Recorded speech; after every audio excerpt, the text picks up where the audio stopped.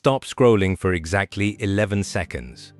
That's all, because what you're about to hear is the one retirement fact that every financial advisor knows, and almost none of them will say out loud to someone your age. Here's the question nobody asks you in your 30s.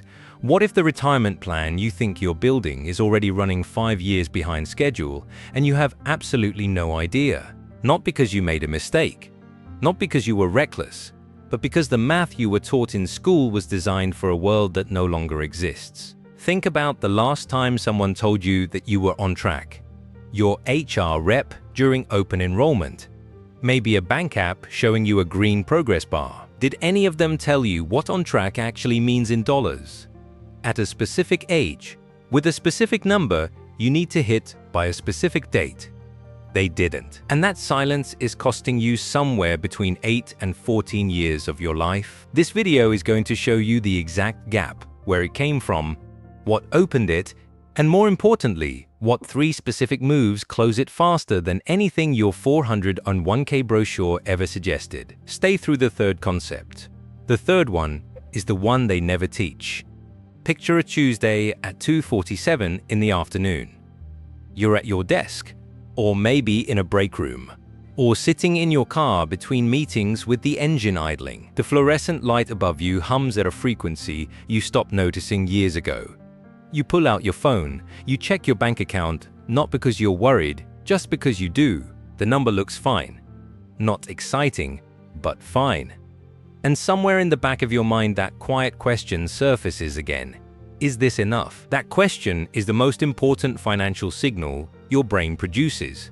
Not panic, not excitement. That low, steady hum of uncertainty is the sound of an open loop your subconscious refuses to close. Most men in their late 20s and 30s report feeling broadly okay about their finances, while simultaneously admitting they have no concrete picture of what retirement actually looks like for them.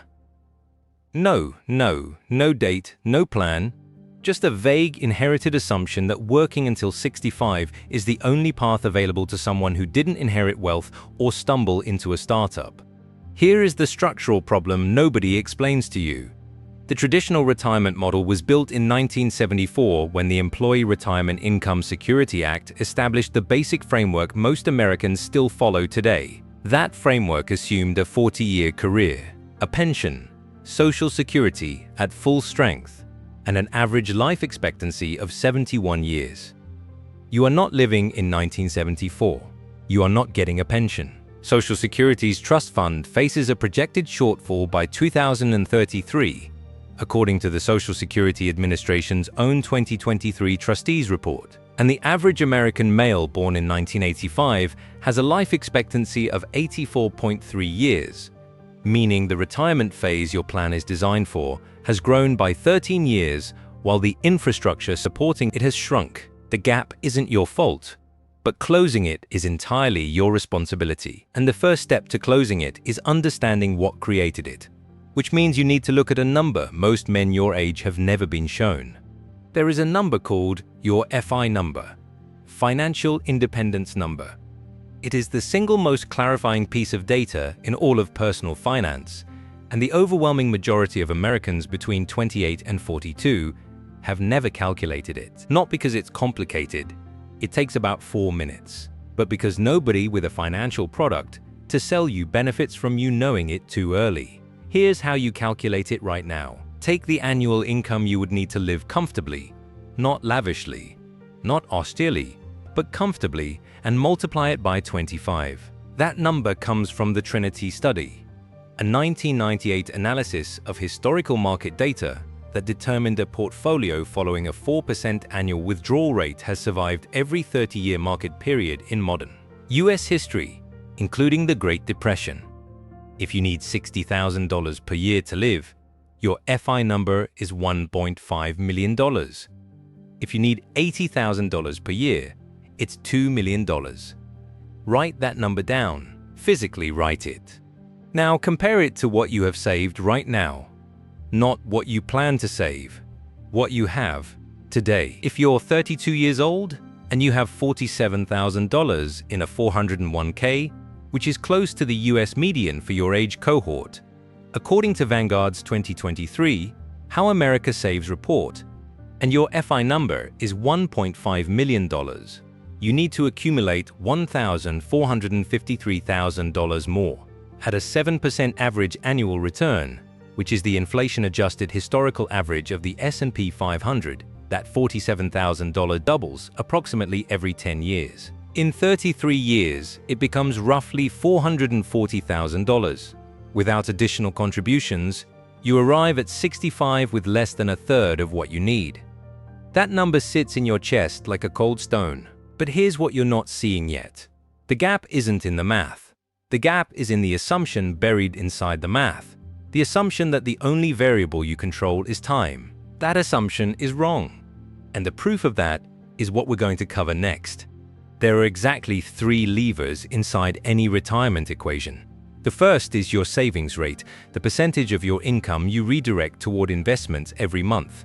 The second is your investment return, how fast your money compounds once it's working. The third is your expense ratio, what percentage of your projected retirement income you actually need, which determines your FI number itself. Almost every piece of mainstream financial advice you've ever received focuses almost entirely on lever 2. Maximize your 401k match. Diversify your portfolio. Dollar cost average into index funds. All of that is about returns. None of it touches the other 2 levers. And that is the deepest structural flaw in how Americans are taught to think about money. Let's talk about savings rate, because the numbers here are violent in their clarity. The average American saves between 3% and 6% of their income, according to the Bureau of Economic Analysis. At a 5% savings rate on a $75,000 salary, you save $3,750 per year. At 7% returns, your FI number of $1.5 million takes approximately 47 years to reach. You retire at 79. You outlive your plan by 4 years and you never stopped working. Now change one variable. Raise your savings rate to 25%. Same salary, same returns, same FI number. You reach financial independence in approximately 32 years. You retire at 57. You recover 8 years of your life by moving one number. Raise it to 40%, which sounds extreme, but is entirely achievable on a combined household income of $95,000 with deliberate lifestyle architecture, and you reach your FI number in approximately 22 years. You retire at 47. The same income, the same market. An entirely different life outcome determined entirely by one lever that nobody in a bank branch ever drew on a whiteboard for you. You're about halfway through this, and here is what you haven't heard yet, because this is where most videos on this topic stop. We've established the gap. We've shown you the levers, but there's a third concept sitting underneath all of this that changes the entire equation in a way that even people deep in personal finance circles miss. It involves a specific behavior pattern shared by people who reach FI before 55, a pattern that has almost nothing to do with income level and everything to do with what they did with their first raise. Stay with this, because the third concept is the one that makes the math feel like it belongs to you instead of to someone luckier. In 2019, a software engineer named Michael living in Austin, Texas, sat down with a spreadsheet and did the calculation you just did. He was 34. He made $87,000 a year. He had $63,000 in savings. His FI number was $1.625 million. At his current trajectory, he would retire at 68. He called that number his sentence. He told a researcher at the MIT Age Lab that seeing it written out felt like being handed a verdict he never agreed to. So Michael did something specific. He did not cut his lifestyle dramatically. He did not sell his apartment. He did not stop going to dinner with his friends on Friday nights. Instead, he applied one principle with surgical precision to every income increase that came after that Tuesday afternoon. He called it locking the floor. Here is what locking the floor means. Every time his income increased, a raise, a bonus, freelance work, a promotion, he committed in advance. Before the money arrived, to directing 100% of the new income above his current baseline toward his investment accounts. His lifestyle did not scale with his income. His investments scaled with his income. His quality of life stayed constant. His net worth accelerated. By 36, his salary had risen to $104,000. He was investing $24,200 per year, 23.3% of his gross income, without changing a single expense. By 39, a promotion to senior engineer brought his salary to $138,000. He was now investing $54,500 per year. His savings rate crossed 39%. He had not moved apartments. He had not bought a new car. He had bought time.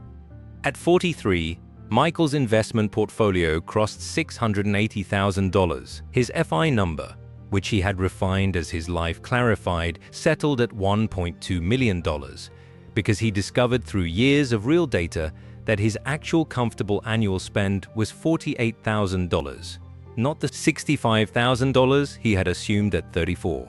He revised his target downward and his trajectory forward simultaneously. His new projected retirement date, 49. He recovered 19 years, not from a windfall, not from a startup exit, from one behavioral rule applied with consistency to every raise he ever received. The problem is called lifestyle creep, and it operates invisibly, incrementally, and with the full support of every advertiser, subscription service, and social signal you encounter daily. It doesn't announce itself.